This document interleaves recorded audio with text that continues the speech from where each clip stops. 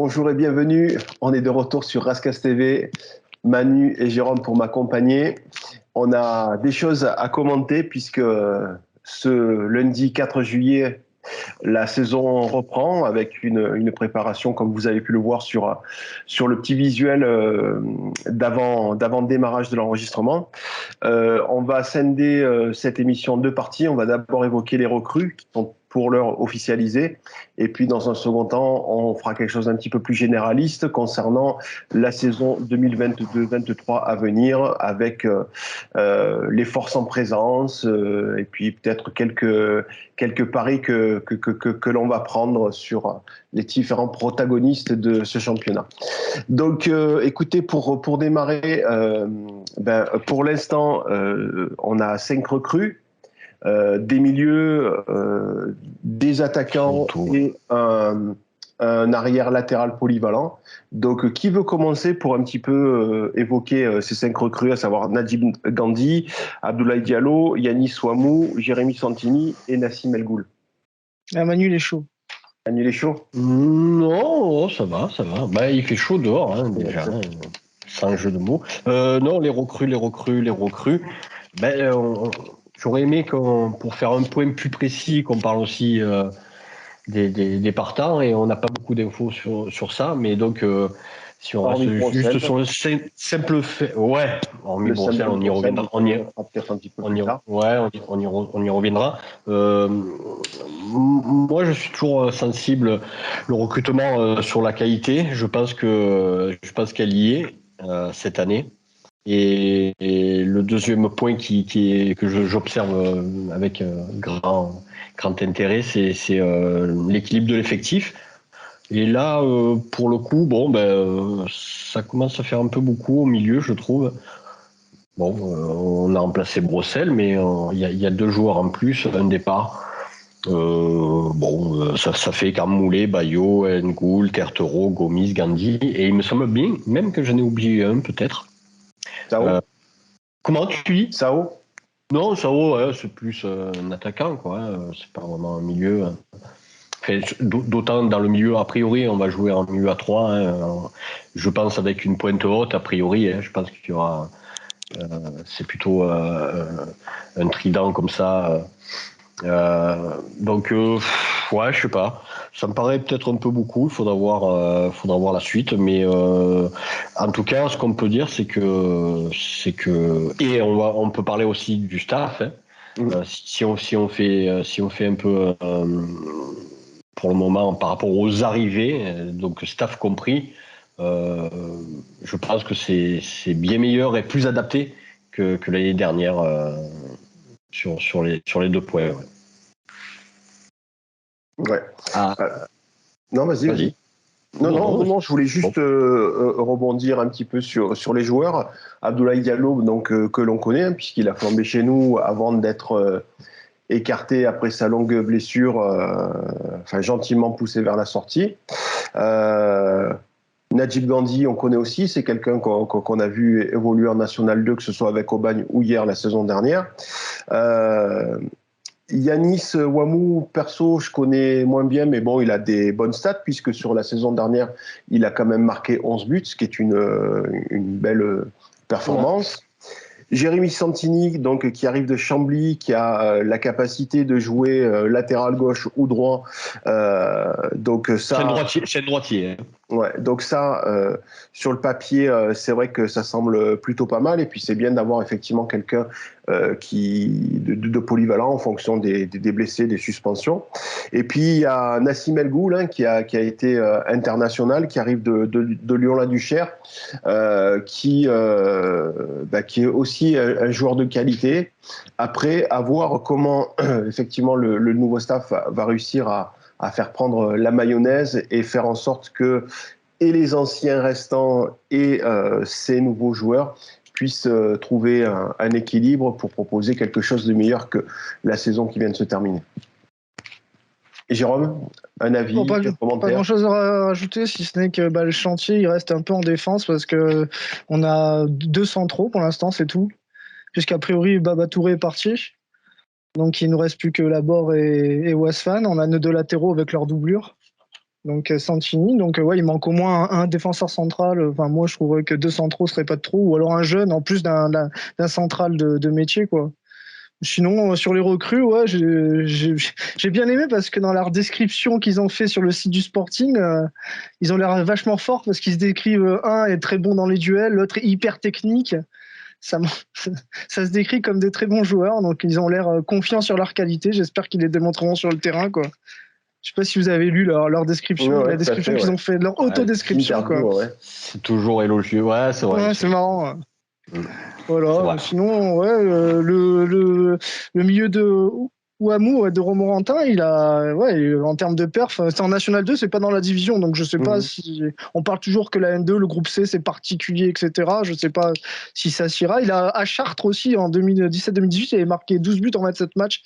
C'est pas la première fois qu'il performe, donc j'espère qu'il fera de même chez nous. Après, bon, bah, on verra sur papier parce que c'est vrai qu'à part Abdou Diallo, les autres, ça reste quand même pour moi, hein, en tout cas des inconnus, quoi. Ouais, sachant que pour l'heure, au niveau des gens qui restent, on n'a pas forcément d'infos concernant Kessim Para et Petit Diallo, voilà, qui pour l'heure, en tout cas, de ce que l'on sait, ferait partie de l'effectif, mais on n'a aucune certitude par rapport à ça. Au niveau des latéraux, quid de El Hamzaoui, de l'autre côté, quid de Diop, c'est bon, c'est sûr, ça reste? Oui, ça reste. Mais justement, moi, ma petite interrogation, c'est que apparemment, il mise sur en fait, une doublure pour les deux postes. C'est ouais, pas d'accord. Forcément, moi, une doublure, il y en a une à droite et une à gauche. Tout à fait. Bon, je trouve qu'on est un peu dépourvu. En tout cas, à l'heure actuelle, comme dit Jérôme, il manque au moins un arrière latéral central. Et idéalement, parce qu'on a perdu un joueur qu'on n'a plus parlé, comme Leleu, qui bouchait bien ce genre de trou, parce qu'on ne le comptait jamais comme titulaire et il rendait d'énormes services. Et c'est vrai que c'est vrai que c'était quasiment ce quatrième central et qui pouvait jouer aussi à droite, etc. Là, je trouve qu'on est un peu juste pour le moment derrière et sur les côtés et dans l'axe. Bon, je sais qu'on va en recruter un, mais peut-être qu'il manquera encore un, parce que je pense aussi que Gomez est a priori partant, n'est plus là. Donc ouais, vraiment, ce qui me gêne un peu pour le moment, c'est le déséquilibre, et après on va parler des jeunes. Ouais, oui, après, on sait pas s'ils comptent sur des jeunes en défense comme les Driss Wasfan, les Belkeshin, les Gax Wensungu, qui nous ont montré, qui sont pas toujours montrés à la hauteur, certains en tout cas, les saisons dernières. C'était. Oui, ou en défense, voilà. Donc après, peut-être qu'ils peuvent progresser, on sait pas. Enfin, eux, ils les voient au quotidien, donc peut-être qu'ils ont des certitudes autres que les nôtres. Nous, voilà. Après, on peut parler des jeunes. Évoluer dans un contexte un petit peu particulier, puisque l'équipe a joué le maintien quasi toute la saison. Donc peut-être que ce contexte particulier peut aussi intimider certains profils. Donc peut-être qu'avec plus de sérénité, un groupe un petit peu plus étoffé en termes de qualité et en tout cas sur le papier, plus adapté au niveau du National 2, on peut se dire que ces jeunes peuvent peut-être acquérir une certaine confiance pour peut-être plus performer que ce que l'on a vu jusqu'à présent. Non, la reprise, c'est quand exactement ? C'est lundi, le 4 juillet. Ouais, on m'a dit qu'a priori, il y avait au moins 5 ou 6 joueurs à laisser à partir de la reprise. Donc, on verra, c'est peut-être en défense, c'est ça. Paquet, hein. Oui. Ouais, ça aussi, c'est un peu étonnant, non, parce que des joueurs à laisser, c'est bien. Mais de vouloir faire son recrutement, compter uniquement sur ça pour terminer son recrutement, ça me paraît un peu bizarre quand même. Généralement, les mises à l'essai, c'est sur des postes où on est moins en attente, où on espère jouer un bon coup. Enfin, il y a une espèce d'idée d'opportunisme. Là, ça reste des doublures, Manu, non ? Ça reste quand même pour des doublures, c'est peut-être le but, non ? C'est peut-être. Enfin, c'est ça. On n'en sait rien. Le poste de troisième défenseur central, il est très important. Ça doit être un titulaire en puissance. Hein. Donc, ça me paraît un peu. un peu bizarre, on va dire, mais bon. D'ailleurs, on voilà. peut s'étonner du départ de Baba Touré, d'ailleurs, pour le coup. Je trouve, parce que je crois savoir, sans dire les infos, dans notre et moi dans mon analyse, je trouve que c'est très important de mettre un peu les salaires, enfin de mettre les salaires. Il faut pas être indiscret par rapport à ça, mais quand on connaît à peu près la fourchette de prix d'un joueur, je trouve que c'est très important pour construire son effectif. C'est un élément à prendre en compte réellement. Bon, pour ceux qui le construisent, parce que ça permet de voilà, si on prend un joueur trop cher, bon, ben ça va t'empêcher derrière de prendre des doublures ou ça va être compliqué. On voit bien, c'est important de recruter en qualité, en quantité. Donc cette question des salaires, elle est quand même importante. Et voilà, je crois savoir que du côté de Baba Touré, c'était pas un salaire très important. Donc il faudra faire attention à ça. Il y a peut-être d'autres salaires qui sont très onéreux de l'année dernière, déjà de cette année. Et cette saison attention. aussi. Et oui, de l'année dernière et de cette année. Et ça, attention. Et c'est là pas où que ça grève le et c'est là que je veux en venir sur les jeunes, parce que pour moi, quand on prend un joueur, pour moi, il y a trois points essentiels à prendre en compte. C'est la qualité du joueur. Alors les qualités du joueur.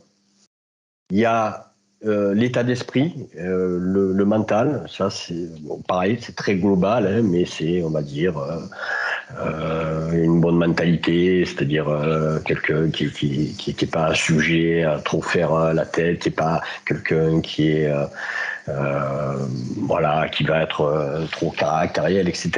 La mentalité, l'état d'esprit, bon, voilà, c'est très large. Et il y a le salaire. Quand on prend pas en compte je vais citer donc Reda Belkacem qui a été moins connu, ça va sortir, mais il est parti sur hier, ouais. et le jeune Matteo Brossel. Ces deux joueurs, on les connaît. C'est des joueurs de qualité. On en a vu quand même des joueurs. On sait qu'ils tiennent la route en National 2. Ils l'ont prouvé.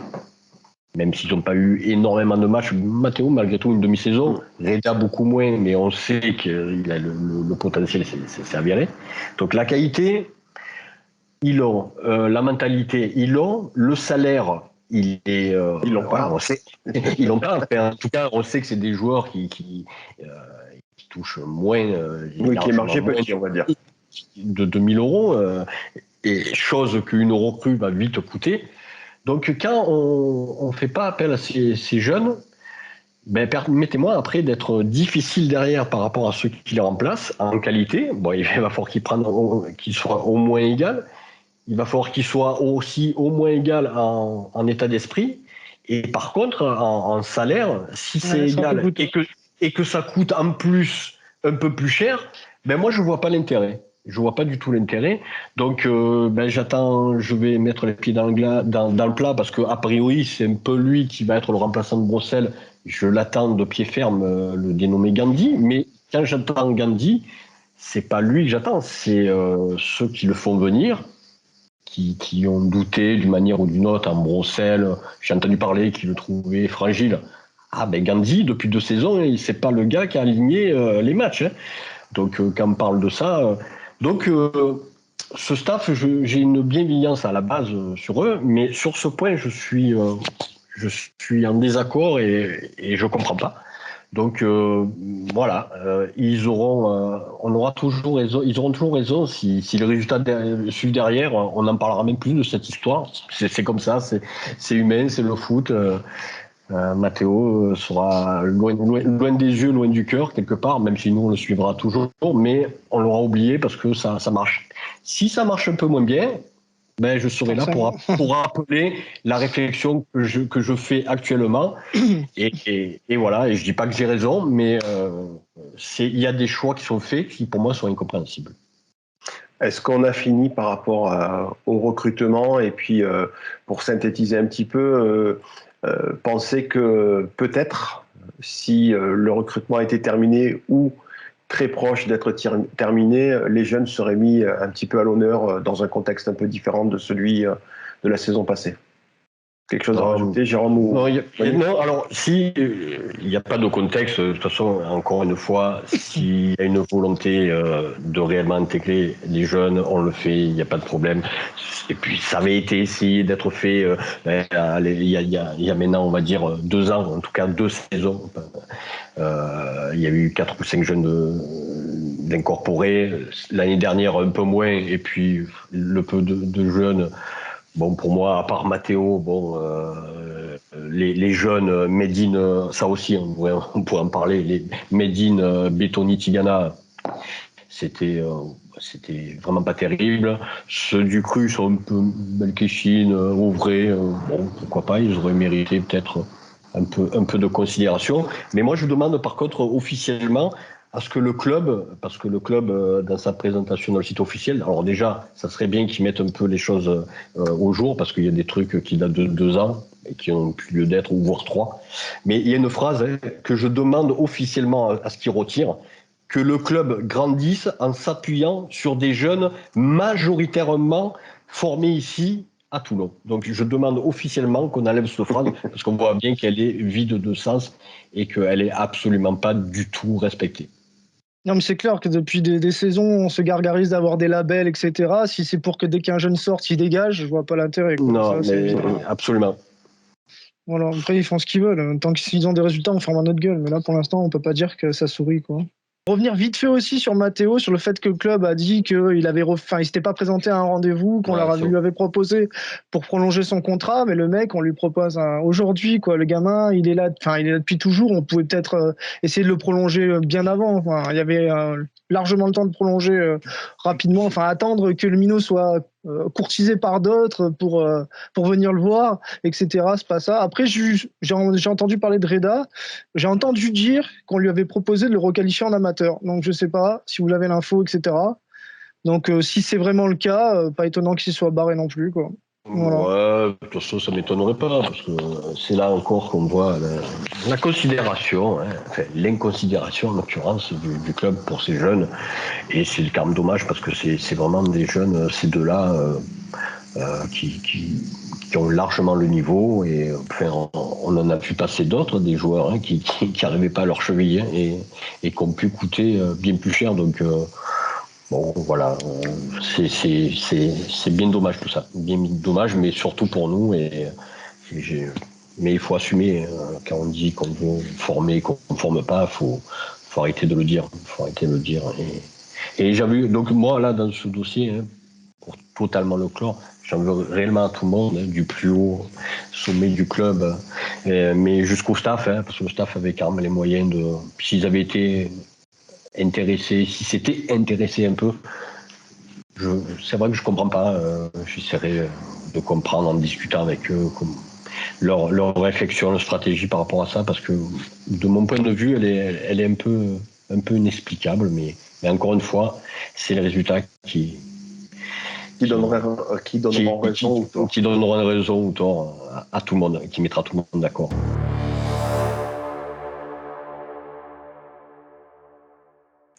Me concernant, m'excite au plus haut point, d'une part par rapport aux 3 équipes varoises qui vont s'affronter, et puis aussi parce que le foot, ça nous manque, même si c'est qu'en National 2, parce que souvent c'est quelque chose qui revient quand j'évoque le foot varois et toulonnais.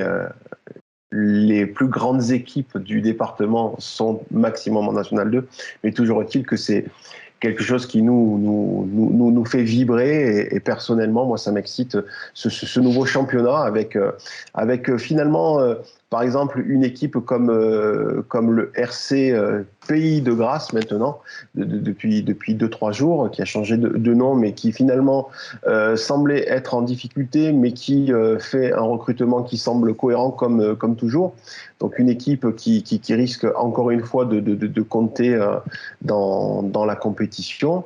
Et puis encore une fois, moi c'est vrai que quand je vois le futur Sporting là dont on vient de parler, quand je vois l'étoile Fréjus Saint-Raphaël de Charlie Paquis et Vito Grasso, ou que je vois le hier 83 Football Club de Karim Masmoudi, voilà, je me dis que ça va être très très intéressant à suivre.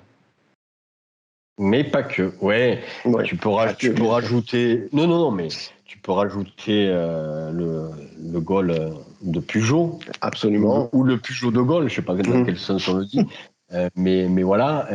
Donc ça, les goals, encore une fois, cette année, les goals Sporting vont être intéressants à suivre. Au bagne avec Momo. Ça va être rigolo aussi. Je pensais à ça. Momo et Karim vont s'affronter ouais. directement.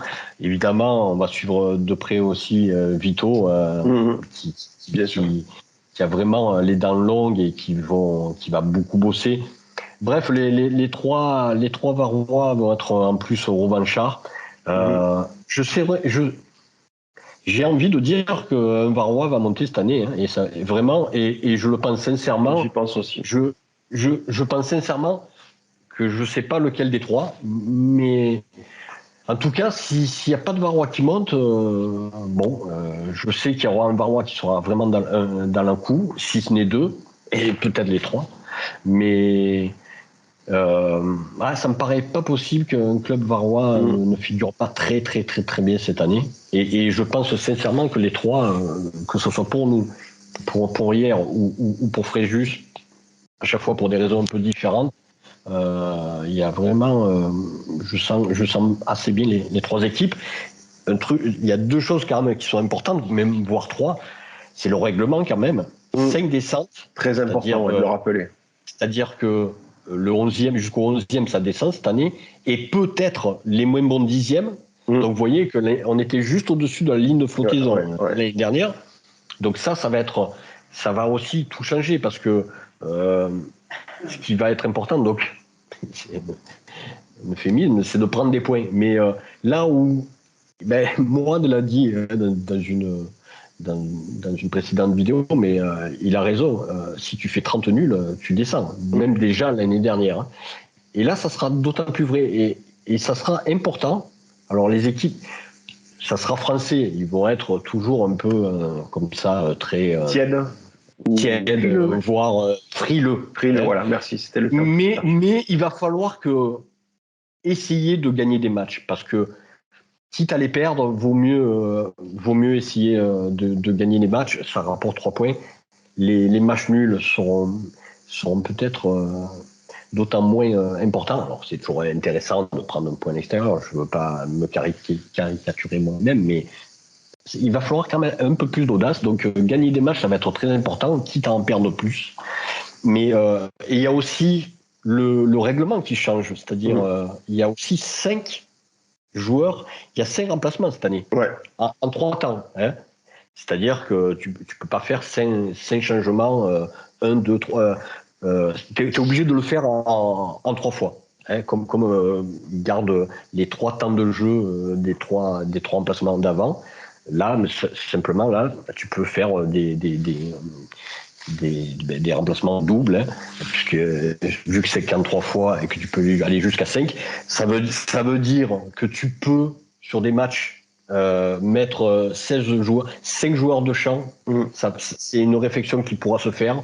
Prendre le risque de pas avoir de gardien remplaçant, mais d'avoir un joueur de champ supplémentaire. Ça va être passionnant. Ça peut être aussi, ça fait penser un peu des fois les changements de règlement en Formule 1 avec les ravitaillements et tout. Il y aura une vraie stratégie en plus. Et enfin, il y a quand même cette Coupe du Monde qui va avoir lieu en fin d'année, début d'année. Hein, si ça finit en début d'année aussi, non, ou ça finit tout en fin d'année. Bon, bref. Une question, A priori, on sera englobé dans cette Coupe du Monde. Ça sera rigolo, peut-être. Je sais pas du tout. On connaît pas les horaires. Nous, on connaît pas encore notre calendrier, mais peut-être qu'on fera des matchs en même temps que l'équipe de France. Je ne sais rien. En tout cas, il y aura ça aussi alors, directement, ça va pas impacter, mais c'est pour dire que ça va être une année football assez riche et pour toutes les raisons que tu as dit et que je viens un peu d'expliquer, ça peut être très, très sympa à suivre. Oui, absolument. Jérôme, tu voulais dire quelque chose avant qu'on conclue? Non, absolument rien. Non. Vous avez bien résumé nos attentes. Hein, un championnat passionnant qui va pas tarder qui dans un mois quand même à commencer, plus d'un mois même. Un peu plus, hein, le 20. Le 20, d'accord. Donc voilà, impatient parce qu'après une saison aussi moisie, j'espère vivre d'autres émotions un peu plus joyeuses. Ouais. Moi, je vais pas prendre pour l'instant le pari. Alors, je vais paraître un peu frileux. Hein. Je suis assez d'accord avec toi. Non, mais je suis assez d'accord avec Manu. Je pense que la montée va se jouer entre les 3 clubs varois. Peut-être pas, parce que attention, hein, il y a aussi du Lyon du Cher qui. Oui, non, mais tu peux mets une pièce sur ce que je veux dire, c'est qu'il y aura une ou deux équipes qui seront costauds et qu'il faudra compter. C'est ça que je veux dire. Absolument. Après, voilà, comme tu le dis, il y a le Aubagne de Momo Sadani qui plus est avec des moyens beaucoup plus importants que les précédentes saisons. Grasse, je pense que tout le monde a compris tout le respect qu'on peut avoir pour ce club au niveau de Rascasse TV. Tu parles de Lyon la Duchère qui descendait de National, qui a fait une saison bien dégueulasse et qui peut potentiellement être l'une des surprises. On peut passer à Saint-Priest qui a fini en trombe aussi. Il y a tout un tas d'équipes qui font que. Il faut attendre le groupe où on sera, d'ailleurs. Absolument, ouais. Mais on n'est pas sûr et certain. Ils ont fait la demande pour changer de groupe, le sportif. Mais perso, voilà, je veux croire à une montée varoise pour la saison 2022-23. Ouais, même si je serais tenté de dire, parce que Fréjus, l'étoile, mais maintenant avec Vito, si ça devait être eux, bon, ça nous fera forcément plaisir pour lui, mais des 3 Varois, c'est certainement l'équipe que je souhaite le moins qui monte. Faut être honnête. Maintenant, je sais que Vito va faire du très bon boulot et c'est vrai que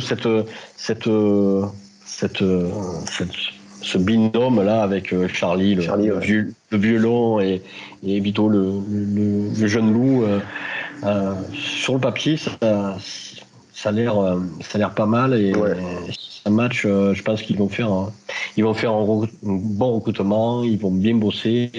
Ça sent quand même.